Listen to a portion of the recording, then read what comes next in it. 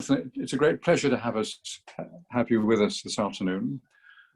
The question I asked when I was preparing this: how does one become a permanent secretary of a Department of State?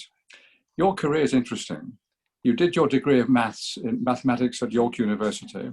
Then you went to Sussex to do a further degree in operational research. Then you worked for British Rail for a while, then local government, and you ended up as the Director of Education at Islington in 1960 at the young age of 39. Now, obviously, you were a marked out man, because only 1 year later, you went to the Cabinet Office, where you stayed for a few years. Then you went to the Ministry of Justice, and you ended up in the Ministry of Defence as head of transformation and corporate strategy. Now, I understand it that the army doesn't like transformation, particularly if transformation is coming from a young man who is telling them what to do. So I believe you took the precaution of always traveling with the Chief of the Defence Staff, Sir Richard Carter at the time, as a military protection. But then you went back to the Cabinet Office in 2005, and then you became Permanent Secretary of Department of Education. You had a very varied career. I've shortened it enormously, and some of the things I've said may be wrong. But anyway, Jonathan, welcome. And now over to you to tell us all about it. Well, thanks very much, Terry, for inviting me to join you this evening. Delighted to be here. Have the chance to reflect upon the good old days. I think the title you gave me was The Ups and Downs of a Top Civil Servant. Is that right? Yes. And by the way, can I just check you can hear me okay? And yes. You don't get to be a permanent secretary of government department without having an enormous ego, which means that you're happy to talk forever. But the purpose of this session is to be useful, I should think, to you and to your colleagues rather than to me. So perhaps I'd invite you, Terry, on behalf of your colleagues, to interrupt me if what if what I'm saying is you don't think it's going to be interesting, or you think there'll be something else that'll be more interesting instead. Please do you or any of your colleagues sort of interrupt if you'd like. We wouldn't go dare. in some direction. I'm only an ex-permanent secretary now, so you can say whatever you want to me, Terry. But I've taken as the cue the title "Ups and Downs," and so I'll reflect for a little while on some of those, but then leave plenty of time for a discussion, also for Q&A afterwards. Is that the right thing? Yes, exactly right. Yes, yeah. Oh, I can see running over your shoulder. It's just like the good old days back in Englefield Green. Well, look, ups and downs. There were plenty more ups than downs, although I can't deny that being, to use the metaphor of the time, washed away by the hard rain, it was called, of Dominic Cummings last summer was a bit of a downer. I'd been a civil servant for 20 years. I was working harder during the relatively early stage of the pandemic than I'd ever worked in my life, and I was a bit amazed to be told it was time to bring my time at the department to an end. So that was a bit of a downer. But on the other hand, having reflected on it, I was one of 6 or 7 permanent secretaries last summer, spring and summer, who Dominic Cummings decided it was time to move on. I think, I'm not certain about it, but I think essentially, his advice to the Prime Minister was that it'd be better for the Prime Minister to choose his own permanent secretaries rather than take whatever he happened to be given at the time of his arrival as Prime Minister. And indeed, there are some countries, the US being the most famous one, of course, where the politicians do choose their administrators. The UK is not normally one such system.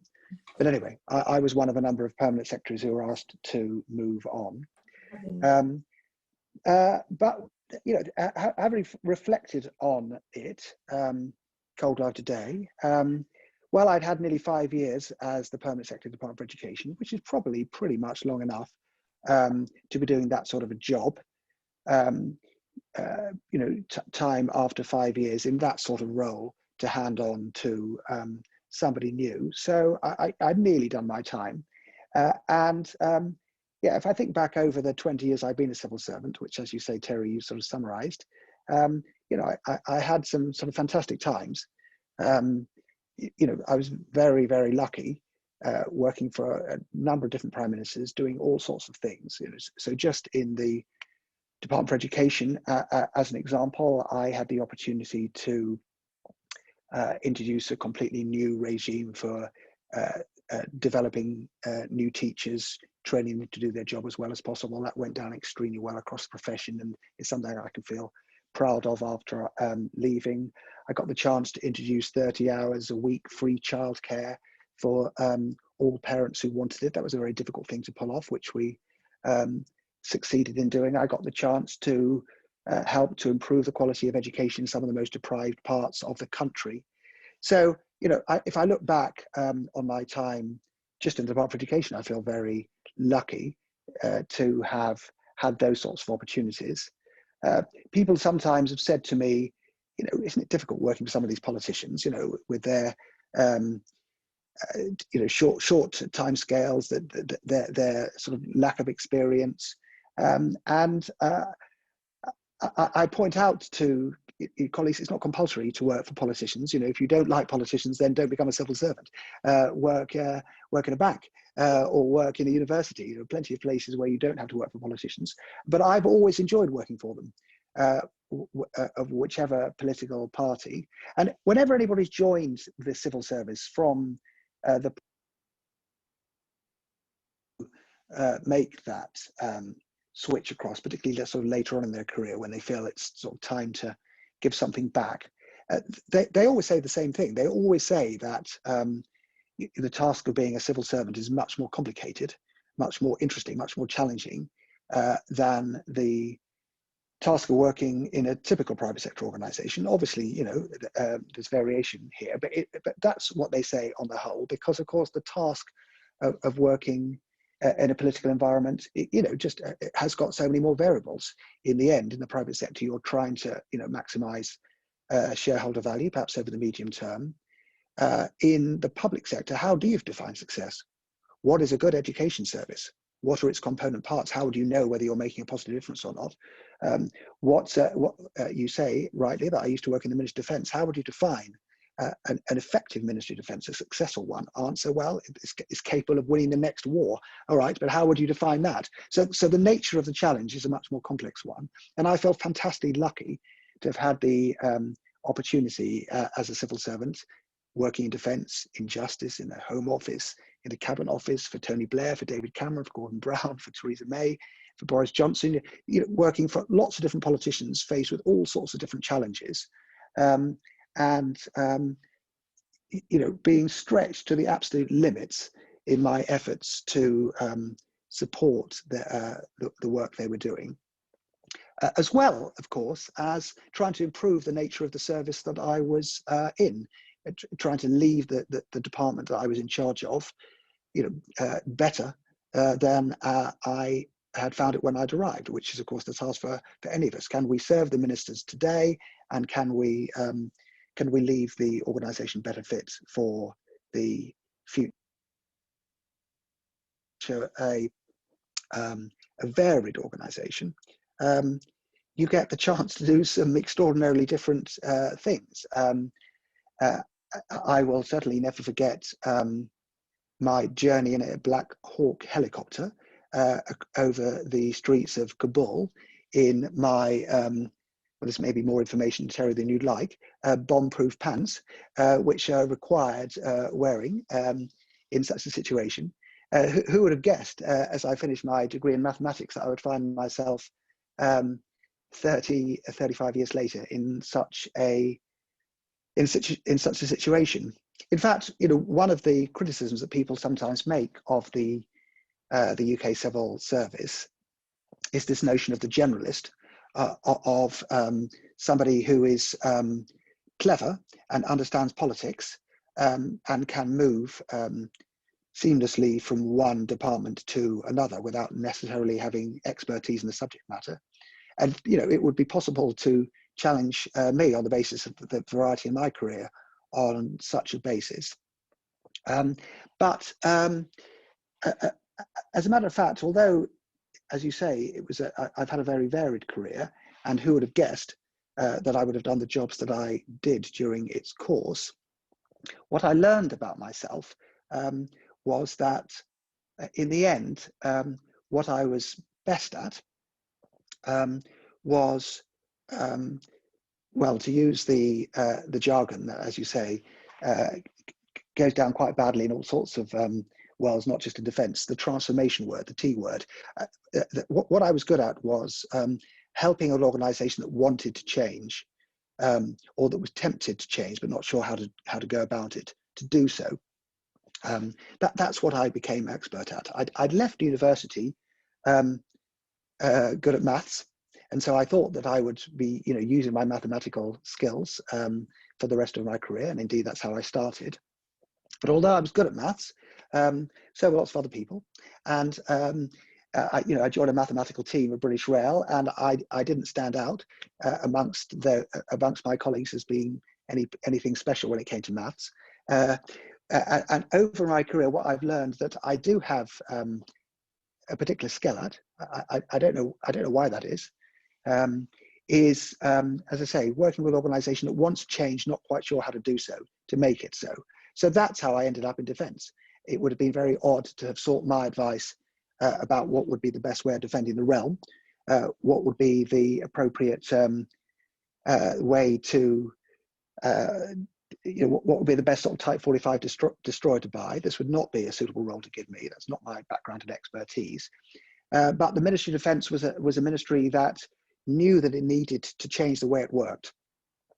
It was an organisation, and to some degree still is, an organisation where people just argued forever about what things should cost, and they always seemed to cost more than they thought they would, and the incentives in the system weren't quite right, and people didn't work sufficiently collaboratively as part of a team towards a common effort. And they wanted somebody, and they actually wanted an outsider, somebody who didn't owe his living actually to the organisation, to come and help them make that change. Inevitably, the military and the Ministry of Defence is a very hierarchical organisation. It wouldn't be able to succeed otherwise. And there are plenty of advantages of such a system.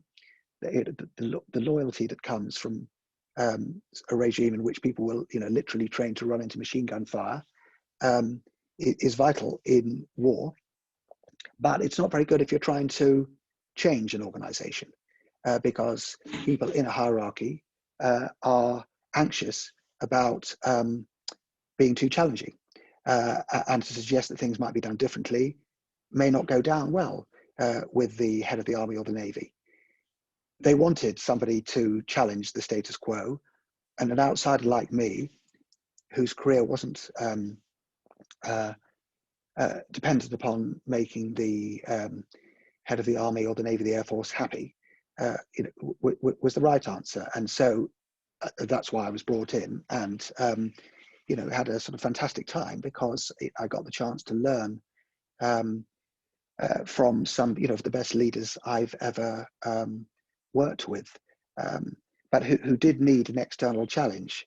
There was something undeniably a little bit frightening about the first time you meet the Chief of Defence Staff, fully dressed in his uniform, with a gun on the table in between him and me, and the language he used to challenge me at my first meeting is language that I should not repeat at a gathering such as this. So language I wasn't particularly expecting to hear from a four-star general, but I think I was being tested. Essentially, I think what General Sir David Richards was doing was testing, testing my mettle. Could I handle myself under challenge? Well, I could. One of the things you learn to do if you do work for a series of senior politicians over the years is know how to stand up for yourself. The phrase we use here is truth to power, and the essential task of a senior civil servant is to tell it the way they see it. What is the point of being paid, not an inconsiderable sum of money, and having the chance to speak to the Prime Minister of the country or the Secretary of State for Education or whoever it is, if you don't say what you think, if you don't give the best possible advice. Doing it well, of course, is important. There's no point simply saying no, because you're not likely to be listened to. There's no point saying yes but not meaning it, in the way of Sir Humphrey. But equally, if you think that something is not a very good idea or is much better done in a very different way, it's best to say so. Otherwise, as I say, what's the point? And one of the sort of key tasks is the ability to give straightforward advice to very powerful people who may well not want to hear it. And that's happened to me plenty of times in my career, and you do it as well as you possibly can. And the way you do it for Boris Johnson is very different from the way you do it for Tony Blair. The way you do it for Gavin Williamson is very different from the way you do it for Michael Gove, because of course, it's in the end all about people, and can you build a relationship, and can you make people feel that you are worth listening to, and you have to understand things from their point of view. I've often thought, when I've been frustrated, why is this person not listening to me? You just try and put yourself in their shoes. Imagine being a politician. Imagine being the Prime Minister. Imagine being a cabinet minister. I mean, I got a little bit of negative media for a couple of weeks as part of a sort of what seemed to be a sort of campaign to move out permanent secretaries last summer. And I felt terrible about it. But imagine being a Secretary of State every single day of every single week. You'll get some negative media about you. And you just have to deal with it. And so, understanding the pressure they're under, and why your advice, not that they shouldn't do what they want to do, might not go down very well. It's important to be able to understand things from their perspective. They're the ones who've got the task of accounting to the public for what they're up to. It's not a perfect system. It was Churchill who made the observation that a democratic system is worse than it's oh god, what's the phrase? There'll be others on the call who can remember it. It's just gone from me. It's the worst system except for all the others. Essentially, that's the one, isn't it? If you're trying to think of a way of enabling collective decision making, what else would you have but this system? And so have sympathy for the politicians you're working for, however difficult the situation you're in. Equally, be true to yourself and to your principles. What's the point otherwise?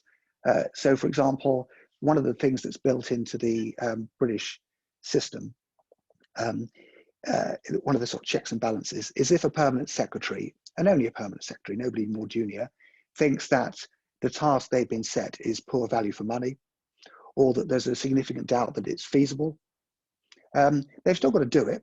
They've still got to best their do it, because they're best to do it, because it is the nature of the democratic system. The politicians are elected. They get to decide, we get to advise. But in such a situation where you're being asked to do something which you think is going to fail, it is your job as a permanent secretary to seek what's called a written ministerial direction, a direction in writing from the minister, saying, okay, I understand you want me to do this thing. I don't think it's likely to work for the following reasons, or I think you should give me longer, or I think it's going to cost more. But you're the politician, fair enough, I'll do my best. And that letter is due to be made public.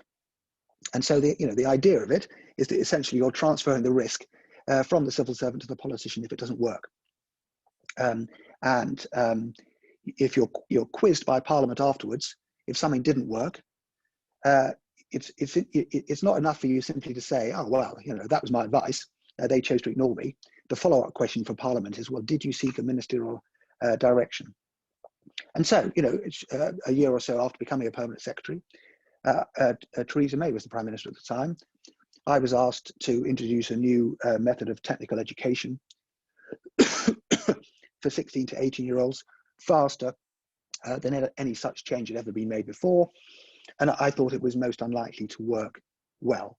And so we engaged in a debate about it and a discussion. And the simplest thing for me to have done the safest thing to have done was to sort of just accept, okay, all right, I'll give it my best shot.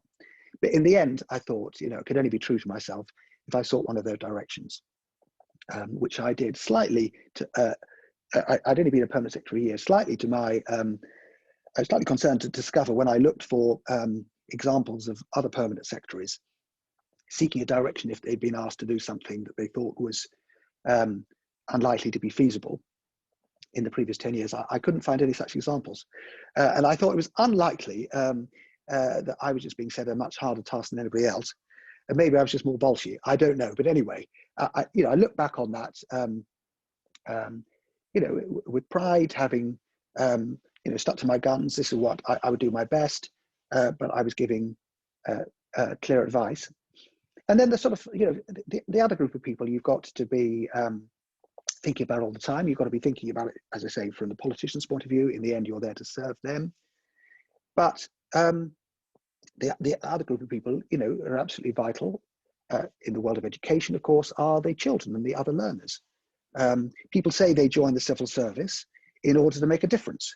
They're working in the Department for Education. That means the difference they're seeking to make is to help children to learn more effectively, or indeed adults to learn. If they're working in the Department of Health, their job is to create a healthy society. And one of the things I was struck by as a civil servant for 20 years was that it seemed to me the balance wasn't quite right. We would spend typically a bit too much time in rooms with politicians and not quite enough time in rooms with, well, in my case, as education, children. The balance was a bit out of kilter.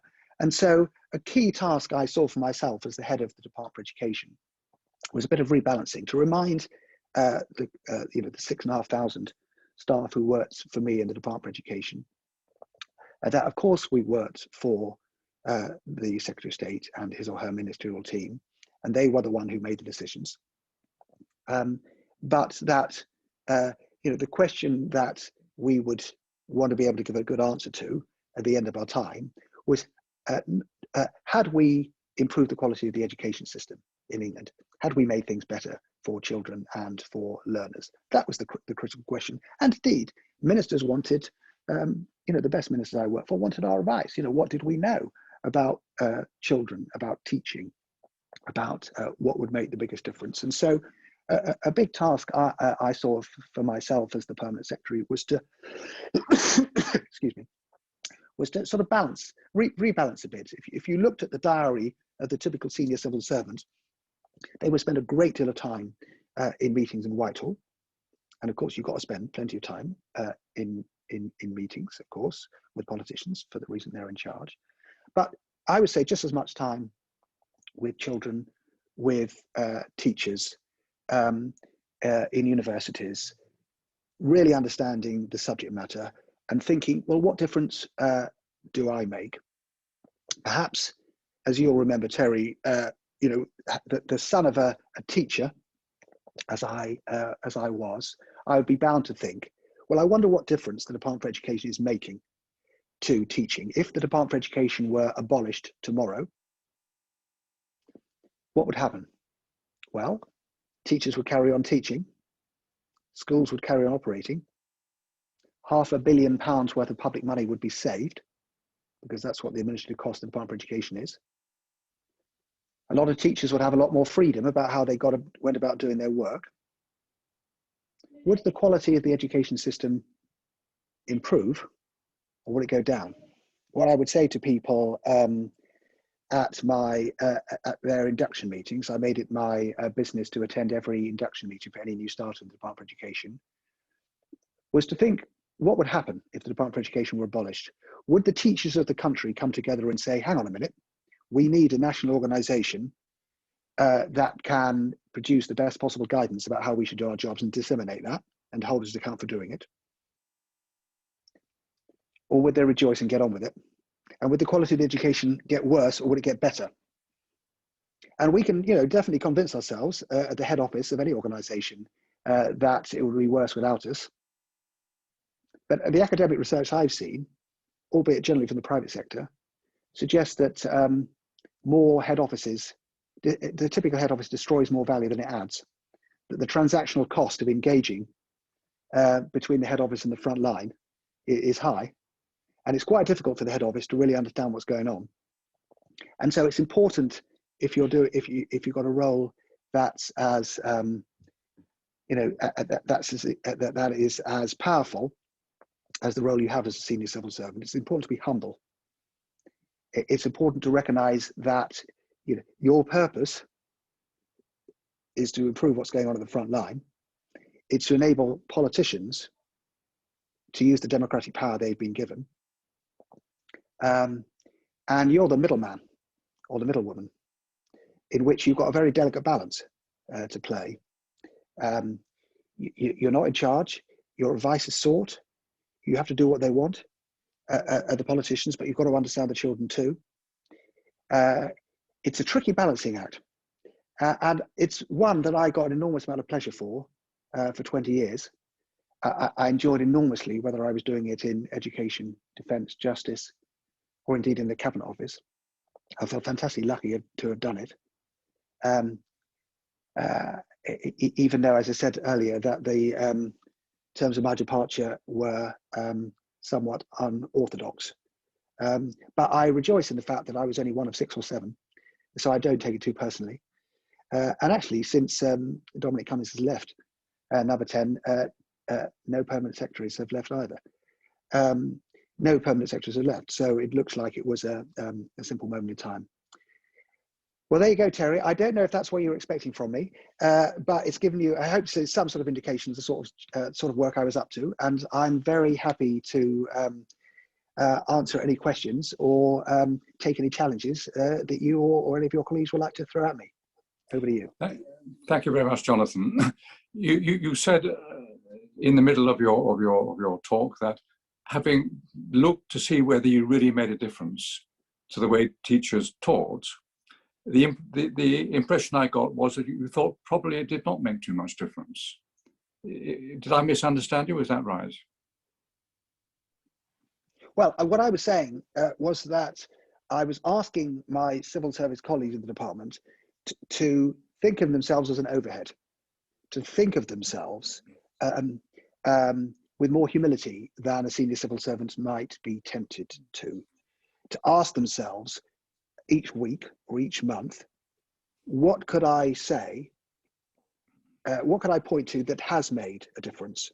And if they couldn't give a good answer to that, to try harder the following month. And as I said, I think that was probably the consequence of being the son of a teacher and be thinking, how would I explain what I'm doing to Dad, and persuade him that it was worth doing. I mean, obviously he was a very proud father, so it wasn't that hard, but nevertheless, that's the task. So I could point to things. Yes, we did introduce what we called an early career framework. One of the things about the English school system is that you have to do quite a lot of training to become a teacher, and then you're left to get on with it. And there's nothing in the first 5 years after you've become a teacher to help you to improve. And we put in place a training framework for newly qualified teachers to help improve over the earlier part of their career. So that would be something that I can point to that I felt proud about having played a role in. Excuse me, did you initiate that, or did this come from the minister? So this one came from the Secretary of State, from Justine Greening. She was an accountant by background, and she compared her experience of accountancy with regular training and passing qualifications before you moved up with the world of education, for which teaching, for which this was different. And typically you'll find it's the minister who, because they've got the power to decide, who'll take the initiative. Typically you'll find that the civil servant is the skeptic. Are you sure this is the right thing to do, Minister? So no, it wasn't my initiative. But what I was doing as the permanent secretary was looking for the opportunities presented by ministers with what seemed to me good ideas and jumping on them and really motoring, which we did in that case, and it went really well. Conversely, if I could see something which I just wasn't at all convinced by, then I would see it as my job to to test it. To test it strongly. You rarely get the chance as a permanent secretary to be the initiator of a new idea. If you want to be the initiator, then you should really probably stand for Parliament. Thanks. Tony, let's open it up to all the others who'd like to say something. If you would like to ask a question, the easiest way is, while other questions are going on, is to use the chat or discussion function to type your question. Alternatively, you can raise your hand, which I think you do by you open the participants window, and in the bottom right hand corner of the participants window is a little raised hand icon. I know Rasmus has already found it. Thank you, Rasmus. However, I'm going to cheat and put in a first question. I think a lot of us will have learnt what the life of a senior civil servant is like from the programmes Yes Minister and Yes Prime Minister. How much of the real civil service is like what we saw from Sir Humphrey and his crew? Yeah, well, that's a good question. A little bit more than you know, it should be the answer. You know, you would hope that you would simply be watching fiction. And you know, my memory of Yes Minister and Yes Prime Minister is essentially of a permanent secretary running rings around his political boss, saying yes, but really meaning no. Yeah, there is a certain amount that goes on that goes on, more than, as I say, I think should. You know, my advice to my colleagues and my efforts as a permanent secretary myself was to try and make the conversation with the minister I was working for as straightforward as possible. You know, it is important to recognise that they are the one who has been elected. They're the one facing the fantastic pressure from the media each day, and you know, and your job genuinely is to serve them. Equally, as I say, you know, there were plenty of times when I thought that what I was being asked to do, you know, was a pretty bad idea, was unlikely to work, or at the very least, you know, with a significant adjustment, could be made to work a lot better. And so the challenge for me, you know, was could I find the right way of achieving that end, or at least, you know, making sure that if the minister chose a different approach than the one I would recommend, that they did so completely, you know, understanding what I thought and why I thought their approach was unlikely to work. So yes, you do see quite a bit of it. You know, it's very poor practice to operate that way. You know, it's not a good idea, I don't think, for a permanent secretary to try and get their way by essentially, you know, the way they maneuver around the politician. You know, that's an undemocratic way of working. Much better to be straightforward, but of course, not always an easy thing to pull off. Thank you. Now, Rasmus, I think you were the first to put your hand up if you'd like to ask a question. Sure. Thank you very much. Can you hear me? Yes. So, Jonathan Slater, thank you very much for a very interesting presentation. I am Danish. I did a PhD in international relations in Cambridge, and now I'm a professor of political science in Norway, and I'm a guest professor at the Sorbonne this year. My question is about international experience for top civil servants. Because when I look at the Danish central administration, it's very clear that the top layers have no international experience. And I'm not at all optimistic going forward that they will have international experience in the future. And for example, Denmark struggles with not very many people entering the European Union concours, the employment competitions, because it's largely a one-way street. If people go to Brussels, they never come back, it's not valued, etc. And I would think, I would think that for a small, highly developed country as Denmark, that it would be very valuable to have civil servants, senior civil servants with European Union experience, UN experience, whatever. So I'd be very curious about your view of that. I looked at your LinkedIn profile. I can see you have worked in Britain as far as I can see all your career. Both looking back, the value of, let's say, EU or UN experience, but also look going forward. I mean, we are going into a world which is going to be less and less Western and more the rest, especially Asia. So in 10, 15, 20, 25 years, can you be a top Western civil servant, not, for example, not being deeply familiar with Asia? Thank you very much. So it's a great question. I think it's definitely true of the civil service in the UK that we don't spend as much time looking for answers elsewhere as we should. I mean, it's striking, even within the UK, since the devolution within England and Scotland and Wales and Northern Ireland, the education system was run quite differently in those 4 different jurisdictions. But it's not normal. It's not as normal as you might imagine it would be for civil servants in England, even to ask, I wonder whether they're doing something better in Scotland that we might think about.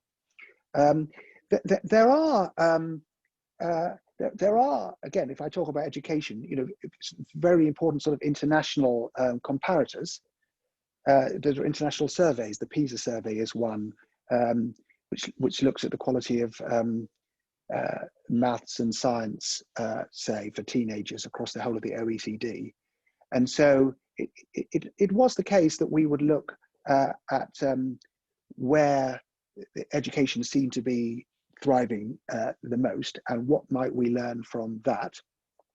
I was talking about the ministerial direction I sought when it came to introducing a new technical education curriculum. And unsurprisingly, my Secretary of State was interested in learning from Germany, which has got a much prouder record of technical and vocational education in England, and he certainly went there. As in the early days of the pandemic, when we were thinking, what could we do as children were starting to come back to school, but we needed to maintain social distancing, I was talking to my counterpart in Denmark, as a matter of fact, and in Germany, both countries that were slightly ahead of us, to see what they had done. So, I mean, of course, you don't have to work in other jurisdictions to learn from them. And I would say, although we could do more of it, it wasn't. There was more learning than you might think, given it's not that difficult to speak to your counterparts elsewhere if you want to. Equally, I would agree with you that there's less of it than there should be. So just to take a simple example to finish off with, if you join the UK civil service, you're told that it's inconceivable to imagine any of the advice you give to ministers being put into the public domain until 20 years after the event. That if you were to do so, that if you were to make your advice public, that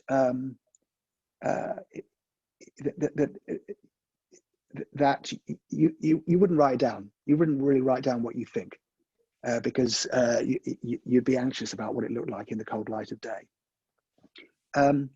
Well, I was talking to a colleague in New Zealand this morning, and New Zealand, parliamentary democracy, civil servants who work for politicians in very much the same way. Their cabinet papers are published as soon as the decision is made. Completely different system. But I didn't know that until I left the civil service.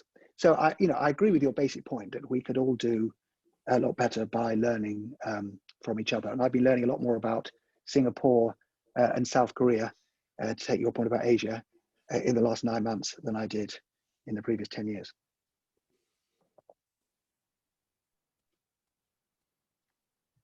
Thank you for that answer. Now, Pamela, you have a question, I believe, if you'd like to turn your microphone on.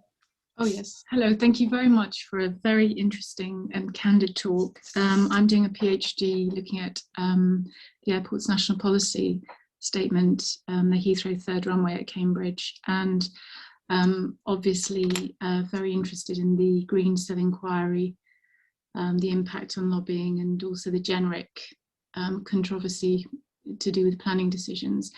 And I just wondered whether you felt able to comment on your experience of how, how lobbying has changed, whether it has changed, the sort of impact of lobbying on your day-to-day life and on ministers.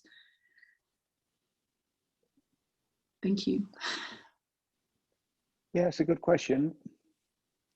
I mean, I never had any experience of a civil servant working for a private sector company at the same time, as appears to have happened in the Green Cell case.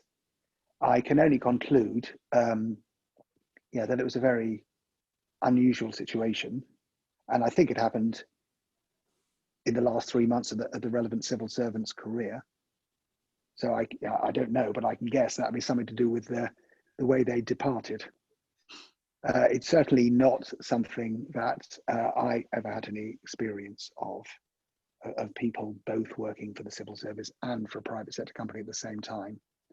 There are plenty of people in the Department of Education who were school governors, say, a sort of voluntary activity, and we encourage such a thing. But I never came across that.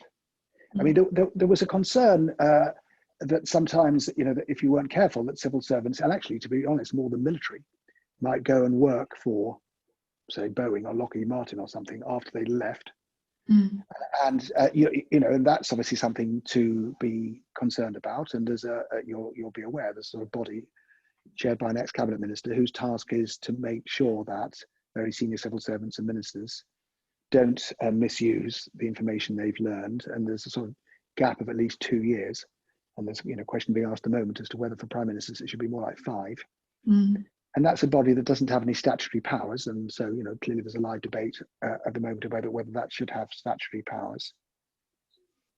But I was a bit amazed, to read what I was reading about Green Cell. Mm.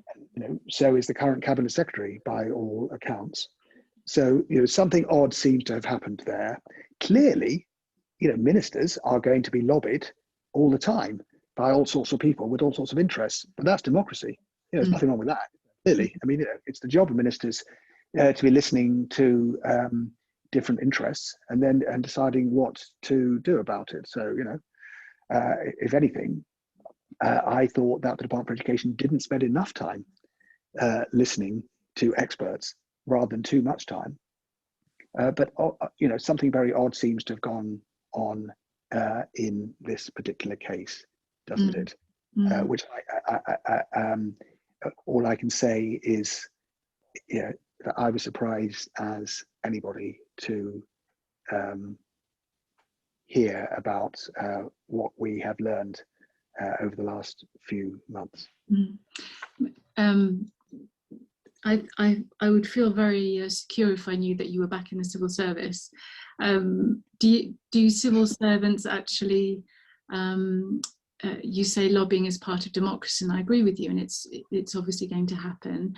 Do you, as a top civil servant, do you therefore, are you approached as well? And if you are, do you then feel obliged to reach out to, the other side, if you see what I mean? For example, I was told by the Heathrow, one of the Heathrow campaigners, that they'd had about 4 meetings, despite asking for hundreds of meetings. They'd managed to get about 4 meetings with the minister, but Heathrow Airport had about 450. Now, obviously they're very different organisations, but as a civil servant, would you reach out to both sides? Would you see that as the minister's job? And how would you gather your evidence for a decision? would you use post, or how do you approach bullying? So it is a highly regulated system, as it should be.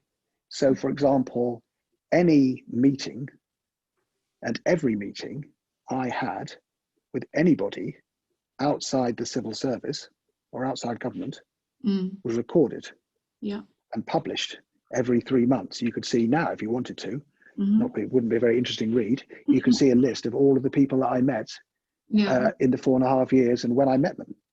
And that's as it should be.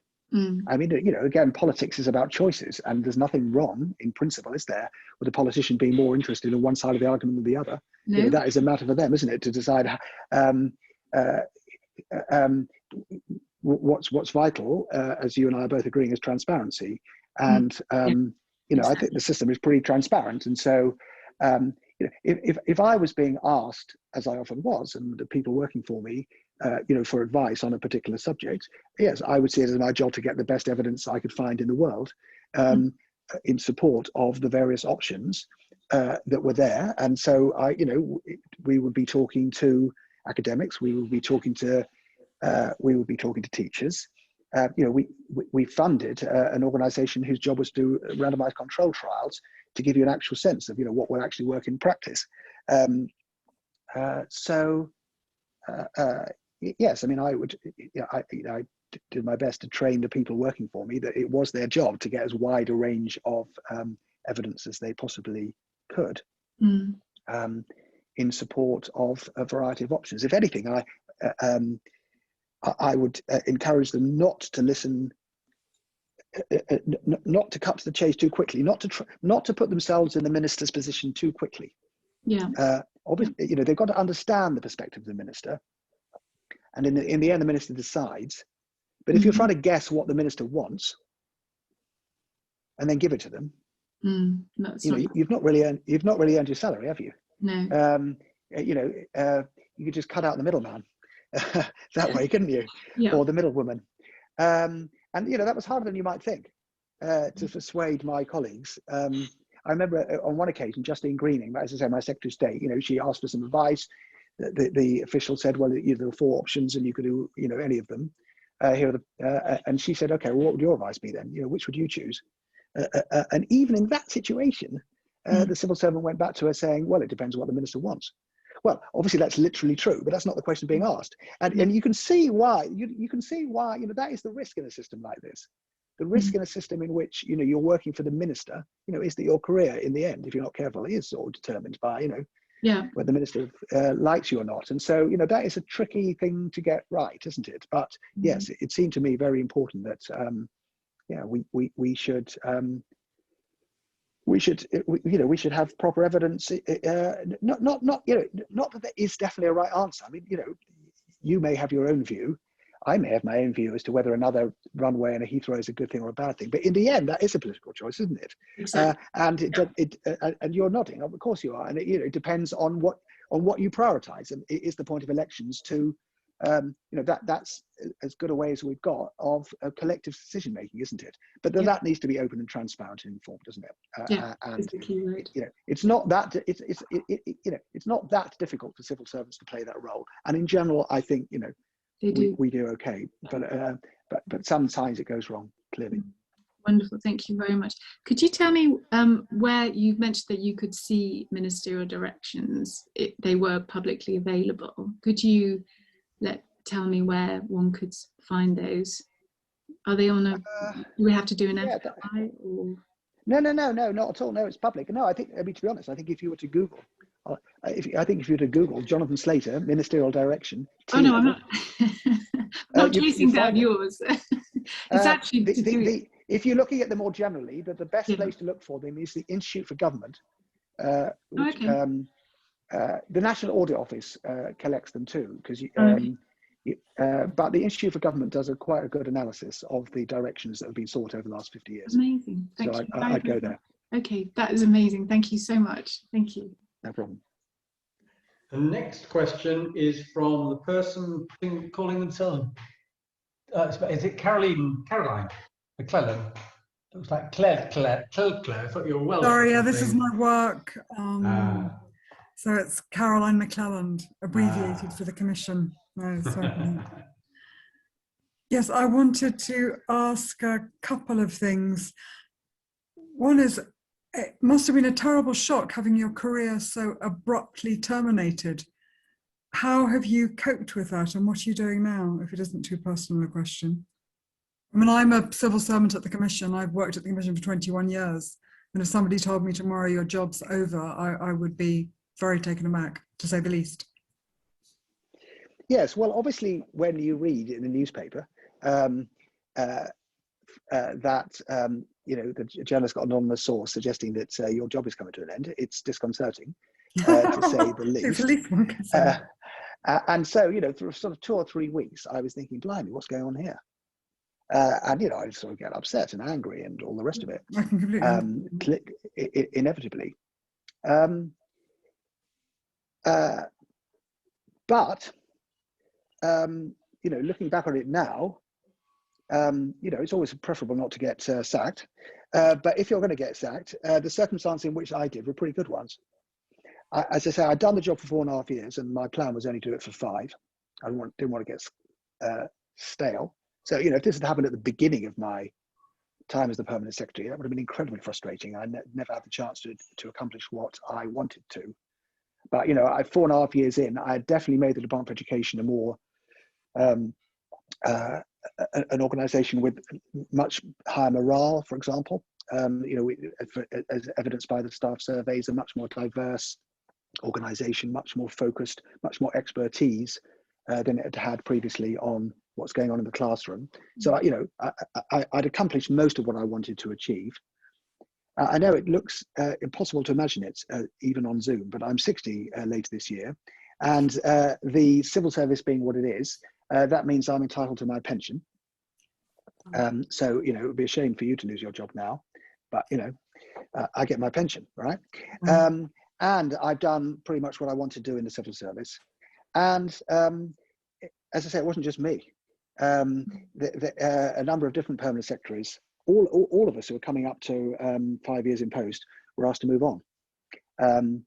And so, whenever I talk to anybody about it, they all remember it from that time rather than think, what was wrong with me. So, of course, if you get moved on, you haven't done anything wrong. Employment rights being what they are, you end up not just getting your pension. So that helps to answer the second part of your question, which is what I'm doing now. I don't need a full-time job ever again. And so I get to do what I find most interesting. And I am interested, as you can tell from the way that I've been talking about the civil service and its strengths and its weaknesses. And, the reason I know a lot more about Singapore and South Korea than I did a year ago, as answering our Danish colleague, was because I have got the time now to look into that question.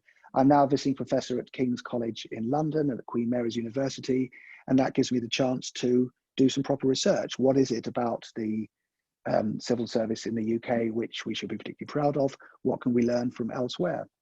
I'm going to be teaching about government and how it works to master's degree and PhD students in the autumn, and that'll be tremendously energizing, I hope, and I hope I'll be reasonably good at it.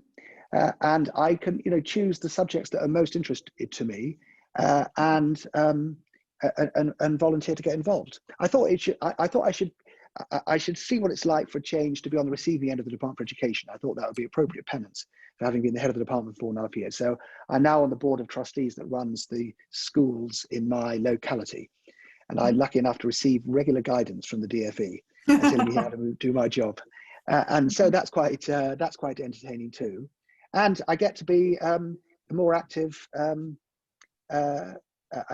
more active family man than I was working all the time. Which is no bad thing as well. So the timing was in fact very good in terms of having reached pensionable age. And yeah, I haven't sent Dominic Cummings a thank you letter yet, but perhaps I should. I'd think twice about that. Thank you.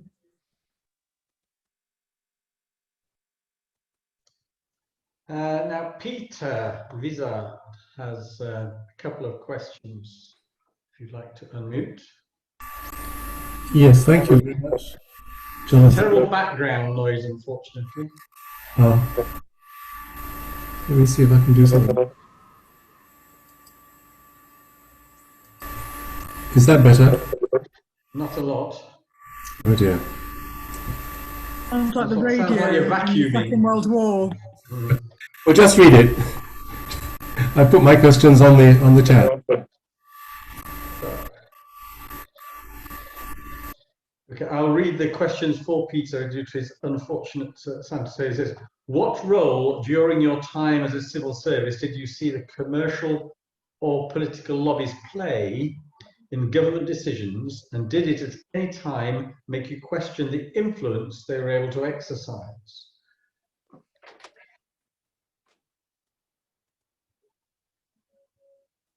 Yes, that relates to the conversation I've been having with Yes. Patricia, doesn't it? Sorry, with Pamela. Apologies, Pamela. Yeah. I mean, to give a different answer rather than repeat myself, there was something about the Ministry of Defence when I was there, that was not working as well as it should have. You've got the senior military operating as clients, specifying the ships, the planes, the tanks, the helicopters they want to buy, and you've got a very small number of major suppliers selling them, and that's, if you're not careful, a pretty unequal. That's a pretty unequal fight. In which Boeing, Lockheed Martin, the rest of it, can employ the most high-paid and experienced lawyers in the world on their side of the table, and how do you compete with that? That is tricky stuff. Clearly, it's not that anybody's being corrupt. It's just that is, if you're not careful, a pretty unequal fight. And so, so an important question is, how do you sort of structure the commercial arrangements for such a purchase that in which you're, can you align the incentives in such a situation so that value for money for the taxpayer is in both parties' interests.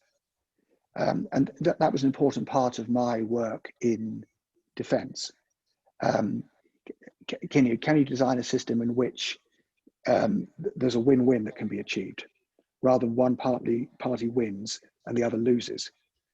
Because if you've got a contract in which one party can win and the other loses, if you've got a contract which allows that, it's more likely that the government's going to lose and the industry is going to win, because they've got more commercial expertise than we have. It's just a fact. But it's not essential.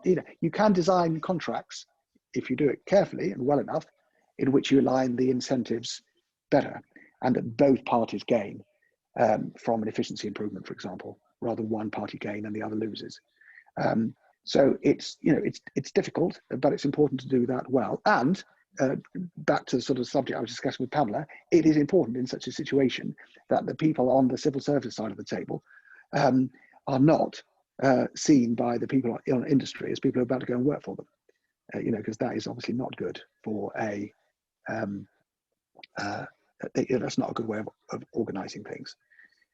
So yes, I saw, there were questions, absolutely, and I saw it was an important part of my job to try and change the dynamic to align incentives more effectively. Take a simple example of that. If you, I was devolving the funding for the shipbuilding program to the Navy, rather than it being held at the head office of the Ministry of Defence, so that the Navy was incentivized to make the most of the funding they'd got, rather than always be bidding for more. Just take that as one trivial example. Have I worked with my counterparts in France? And how would I describe differences? Yes, I did. I mean, I did talk to my French counterpart, and what you hope when you do a job like mine is that you can find best practice somewhere else in the world and transfer it.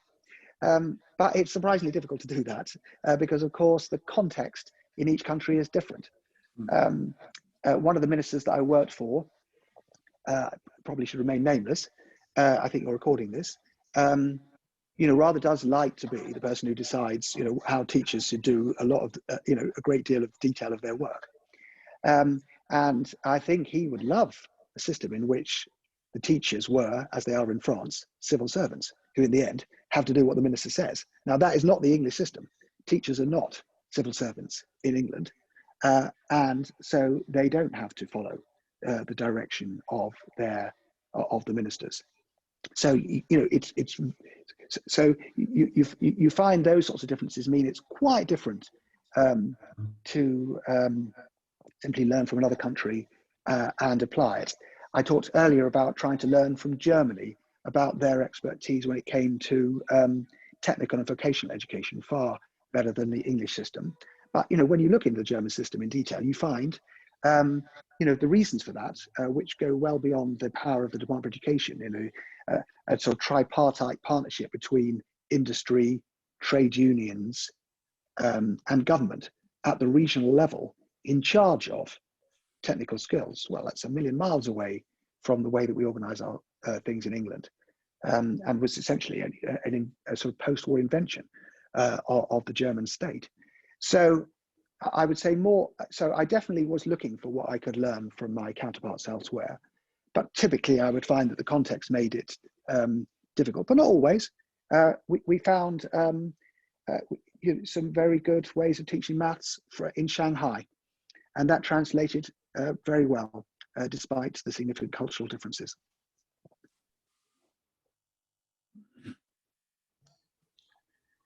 Thank you. Do we have any more questions? Rasmus again. Yes, you mentioned. I was very, very struck by what you said about would the Ministry of Education, does it make a positive difference to what happens in schools? So as I say, I'm a university professor, and I must say I'm very, very skeptical about the positive contribution of the relevant ministries in either Denmark or Norway. I mean, as long as they supply the funding, I'm very, very skeptical about the positive contribution they make to the work of universities. And I very often feel that the people who are setting these policies, civil servants, I've been in politics in Denmark myself, and the politicians and the civil servants advising them, they're not familiar with, for example, how does international research work? So my question is, leading experts, I mean, how do you lead people who know so much more about what they're doing than you do yourself? I mean, that you know yourself about their work. Yeah, well, it's a great question, isn't it? And in England, we do treat, the government does treat its relationship with universities differently from the way that from its relationship with schools. Universities are, in law, autonomous institutions, and ministers do not have the legal power to tell universities how to do their job. And there's probably a reason for that, implied by your question. Equally, your sort of throwaway comment at the beginning, so long as they're giving you the money, it merits some unpacking, doesn't it? So the amount of taxpayers' funding that goes into English universities just for teaching, forget research, come back to that, is £15 billion a year. Well, you can spend £15 billion on lots of different things, and that is taxpayer funding. And what's the right amount? Should it be 20? Should it be 10? Should it be 50? Should it be 5? Who's going to make that decision? It can't be a decision made by universities themselves. Well, I mean, it could be, but you could have a system in which universities are simply private organisations and don't rely upon any funding for taxpayers at all, and the relationship is simply with their students. And you could have a system like that. But if taxpayers' funding enters the debate, which it certainly does in this country, then somebody's got to decide how much to spend, haven't they? And you're right to say that is a tricky decision. You know, but it is a decision in which, you know, the politicians are making that decision on the basis as the representatives of the public who are paying the taxes. And there isn't a right answer to the question, is there? How much you should spend or what you should spend it on. Should you, for example, let taxpayers' spending go on the academically brightest children, 18-year-olds? Or should it be spent predominantly on those students who need the greatest support to thrive at university? Should you spend it predominantly on arts and humanities on the basis that you know we're all enriched by culture? Or should you spend it predominantly on science and engineering on the basis that that might be a good way of improving productivity? What's the right balance between those things? And there isn't a correct answer, is there, in the end? There isn't an answer that you could simply delegate to individual universities either, which I guess is what Churchill meant then by it's the worst system except for all the others. You do, you know, so long as ministers understand that their role is, in this particular case, about the allocation of taxpayers' funding, rather than telling individual university lecturers how to do their research, which, as you say, you know, they will be ill qualified to do, then there is an important role which nobody else can play. And I suppose my task as a civil servant was to try and, you know, encourage my ministers to make decisions in the space where it made sense for them to do so, not elsewhere. But in the end, in a democratic system, yeah, politicians might make a different sort of choice. And we're having a debate in England at the moment about passing a law to define the terms, to define how freedom of speech should be applied to individual universities. You know, that's a very different question. And yeah, it's a matter in which politicians have got one set of views, and I, as not as a politician, might have a very different one. I want to interrupt because I want to press you on this thing about leading people, leading experts, because my question was not how much to spend. I mean, my assertion would be that I, because of my experience, background, etc., I know better how to spend a given amount of money on what I do than, for example, a civil servant who has no insight into international research activities. And sorry, and my answer would be I agree with you. And so my advice to civil servants would not be second guessing how you do your research. That is my answer to your question. I think I see the numbers are starting to drop off, so I think we're coming to the stage where we're on to the last couple of questions. Charles, you have a question on a completely different theme. Hello there. Yes, thanks, Jonathan. I work with Thales. I'm a research engineer, and I coordinate project and bid management at Thales.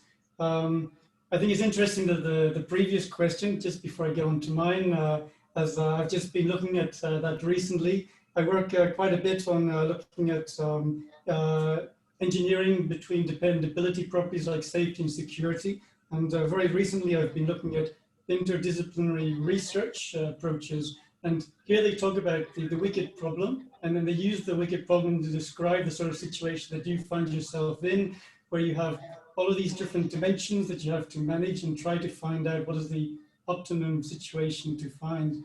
And I think it also provides a good, clear reason why, okay, you have people working that are experts in their particular areas, but for instance, they don't know how they're going to have an impact, for instance, in 20 years' time or 30 years' time in industry. And I think it is all of these aspects where you might have experts in their subject, but the combinatorial effects, I think that's very difficult for them to be an expert of, and that's why we need people like you to be helping. Okay, so my specific question is that I'm also an alumni from York University, and so my particular question is, from your experiences of living in York and being at the university, were there any particular notable points that might have had some influences later on? That's a good question. Well, I mean, I was interested in, I was always interested in how, you know, how decisions got made and matters of public policy. And I got involved in the Students' Union, I suppose, in the way that you might imagine somebody like me would. And so that was definitely an influence on me. What I was struck by as we would debate the issues of the day was the enormous confidence that people to the left of me had and people to the right of me had as to what the correct answer to some problem was, some issue was. And I was always, I never knew what the right answer was. I always thought it was a really interesting and difficult question. And I marveled at the sort of certainty of my colleagues on the left and the right. And that's probably why I became a civil servant, isn't it, Charles? You know, what I was talking to an ex-permanent secretary colleague this morning, and, you know, what was it about the job that we were best at? And it was, and what we concluded was asking questions. Asking questions. And trying to make sure that our civil servants were always asking themselves questions. As you know, as Rasmus says, we know less about any particular thing than somebody else, other than how government works. And so, you know, I used the word humility earlier in the conversation.